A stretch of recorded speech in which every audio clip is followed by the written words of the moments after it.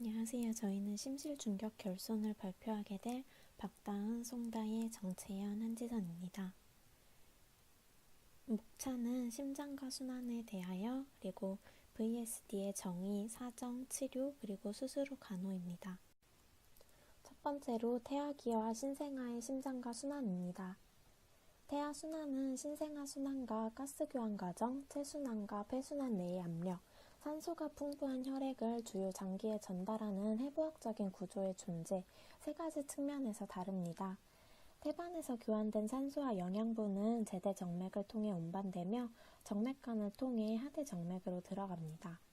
오심방으로 들어간 혈액은 난원공에서 자심방, 자심실을 거쳐 대동맥을 통해 체해순환을 하게 됩니다.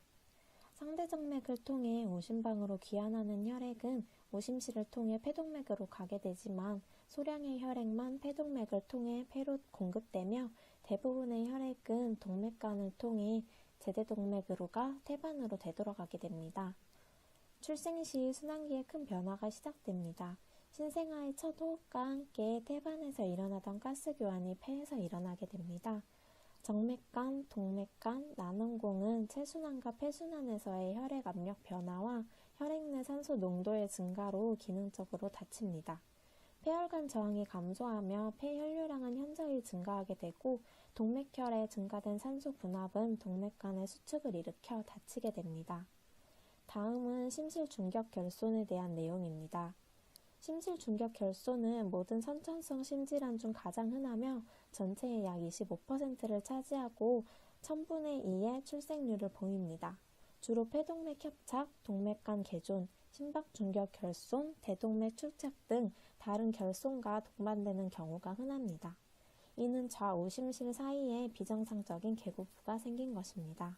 위치에 따라 막성 중격 결손이나 근육 결손으로 분류하게 되며 막성 중격 결손이 약 80% 정도를 차지합니다. 크기는 바늘구멍마다 작은 크기부터 중격이 없어 단심실을 나타내는 정도까지 다양합니다. 좌심실의 압력이 우심실보다 높기 때문에 단락은 좌심에서 우심 쪽으로 형성됩니다. 우심실로 들어간 혈액은 폐로 들어가게 되고 결국 폐순환 저항이 증가하게 됩니다. 또한 증가된 우심실의 압력과 폐순환 저항으로 인해 우심실의 근육은 비대해지게 되며 이는 곧 의심방에도 영향을 미쳐 우심방도 저항을 극복하기 위해 증대되게 됩니다. 다음으로는 심실중격 결손의 증상입니다.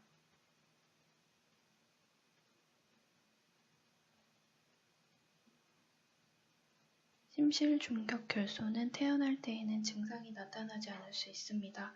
폐포가 불완전하게 확장해서 폐동맥 저항은 높고 결손을 통해 좌심실의 혈액이 우심실 쪽으로 적게 들어가기 때문입니다. 그러나 좌심실에서 우심실로 지나가는 혈액이 많아질 경우 운동 능력이 감소하여 반복적인 폐렴이나 심장장애가 나타날 수 있습니다. 심실중격 결손의 증상은 결손의 크기, 폐혈관 저항, 동반된 심장질환에 따라 다양하게 나타납니다. 작은 심실중격 결손은 심장에 미치는 영향이 거의 없고 대개 증상이 없어 정상적인 성장을 하기 때문에 우연히 심자범이 청취되어 진단되는 경우가 많습니다. 중증도의 심실중격 결손은 폐혈관 저항이 감소하는 생후 2~3개월경부터 경한 심부전 증상을 보일 수 있습니다. 제일 먼저 나타나는 증상은 빈호흡이며 이어서 수유시 호흡곤란 등 심부전 증상을 보이고 하기도 감염의 빈도가 높게 나타날 수 있습니다. 큰 심실중격 결손은 호흡곤란증, 체중 증가 부전이 나타나고 잦은 호흡기 감염, 폐렴, 과도한 발한, 영양상태 부전과 심부전 증상이 나타납니다. 다음으로는 심실중격 결손의 진단검사 방법입니다. 흉부 엑스레이와 심전도, MRI, 심장 초음파 검사, 심도자 검사를 통해 심실중격 결손을 확인할 수 있습니다. 검사 시 우심실 비대와 증가된 혈류로 인해 폐동맥이 확장되어 있으며 심전도에서 우심실 비대를 확인할 수 있습니다. 심장 초음파 검사는 심실중격 결손을 진단하는 데 가장 중요하고 자주 이용되는 검사로 결손의 크기, 위치, 모양, 결손을 통한 혈류의 양과 방향, 동반 질환들을 확인할 수 있습니다.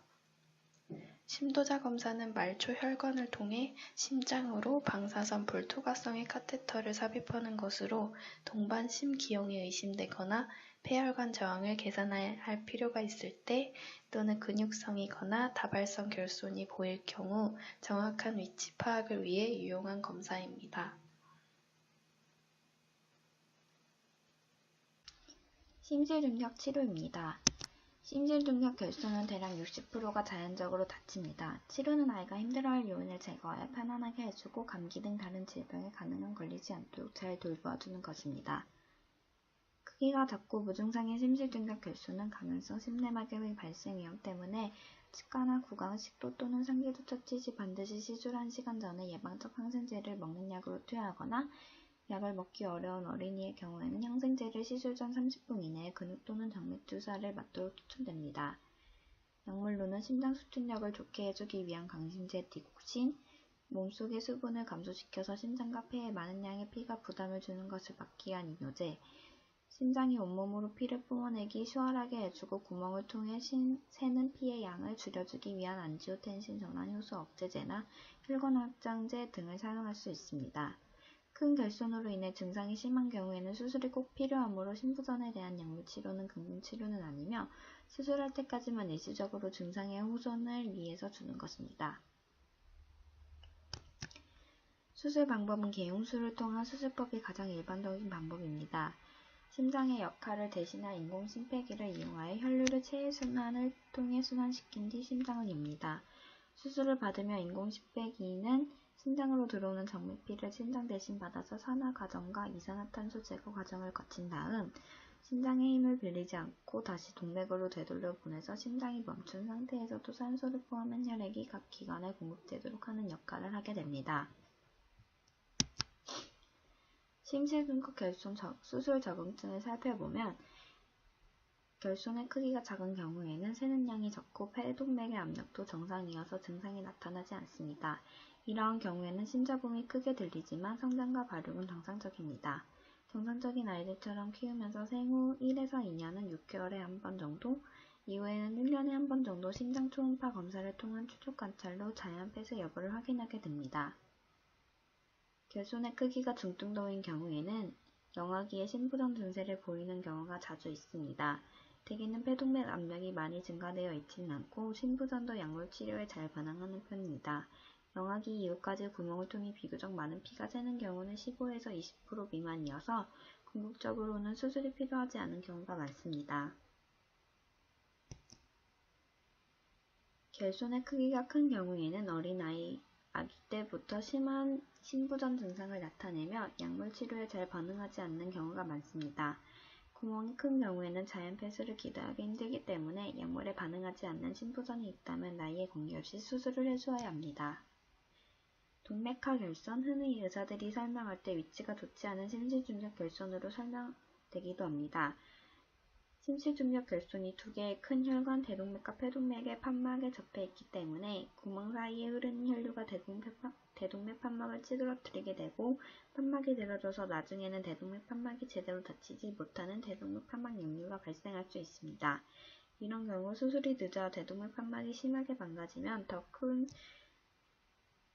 수술이 필요할 뿐만 아니라 계속 수술을 반복해야 하는 경우가 생길 수도 있습니다. 대동맥 역류가 있지만 판막의 변형이 뚜렷한 경우에는 수술을 해주어야 합니다. 수술 후 간호는 청진은 적절한 환기가 이루어지는 판단하는 척도이기 때문에 적어도 1시간에 한 번씩은 폐음을 청진해야 합니다. 로기피에 폐수종 기흉이 있을 경우에 폐음이 감소하거나 들리지 않게 됩니다. 수술 직후의 체온 변화는 개용술의 매우 특징적인 현상입니다. 수술 직후에는 대부분이 저체온 상태인데 이는 수술 중에 저체온 요법과 마취제 사용, 차가운 환경에 의한 자연적인 열 손실에 기인합니다. 이때는 더 이상의 열 손실을 막기 위해 온열기를 이용하여 따뜻하게 해줍니다. 이 시기가 지나고 나면 수술 후 24시간에서 48시간 사이에는 수술로 인하여 손상된 조직의 염증 반응에 의하여 체온이 37.7도 혹은 그 이상 상승하게 됩니다. 이 기간 이후에도 체온이 상승돼 상태로 있다면 이는 감염의 징후로서 감염원을 찾기 위한 적극적인 조치가 필요합니다. 개무술 이후에는 향상 친숙적 방법을 이용한 혈압의 지속적 감시를 하게 되며 인공심폐기를 사용한 이후에는 혈관의 수축 상태가 한동안 유지되므로 커플을 이용하여 혈압을 측정하는 방법은 부정확할 수 있으며 동맥에 카테터를 삽입하여 혈압을 지속적으로 감시하는 것이 좋습니다. 심시적 혈압 측정 시 동맥 내 혈전이나 sep전 감염 발생 가능성이 있어 해파린을 섞은 심장수를 낮은 속도로 지속적으로 투여하고 카테터 삽입 부위 하루에 한 번 소독합니다. 수술 직후에는 인공호흡기에 의해 호흡하게 되며 제거 후에는 마스크나 호드를 이용하여 산소를 호흡하도록 합니다. 주위의 환경을 건조하면서 따뜻하게 유지하는데 오한이 심하면 몸의 대사 요구량이 증가하여 심장에 무리가 되기 때문입니다. 적어도 1시간에 한 번 이상은 자세를 바꾸고 기침을 하도록 격려해야 합니다. 분비물 흡입은 필요 시에만 하고 흡입은 간헐적으로 하며 한 번 흡입 시 5초를 넘기지 말아야 합니다. 흡입 전후에 충분히 산소를 공급하여 산소 부족이 일어나지 않도록 하며 심장 수술 이후에는 심장의 부담을 줄이고 회복을 빨리 하기 위하여 최대한 휴식을 제공해야 합니다. 또한 수술 후에 모든 수분의 섭취와 배설량을 정확하게 계산해야 합니다. 수술 직후에는 수액 유입이 제한되는데 혈당 과다로 인한 심부담을 예방하기 위함입니다. 심장 수술 후에는 피곤하고 전신에 힘이 없는 상태가 자주 나타나게 되는데 폐와 혈관 기능의 회복을 위하여 적절한 수준의 활동을 유지하는 것이 필요합니다. 심박동수와 호흡수를 측정하여 이러한 활동으로 인한 심장의 부담 정도를 살펴보고 빈맥, 빈호흡, 청색증의 발생, 산소 포화도의 감소, 두성맥의 발생이나 지속적인 피로 호소가 있을 때는 활동을 중지해야 합니다. 다음은 심실중격 결손 관련 문제입니다. 1번 심실중격 결손을 진단받은 1세된 영아를 위한 간호사정 시 파악할 수 있는 사항은? 답은 4번 허약과 발욕부전입니다.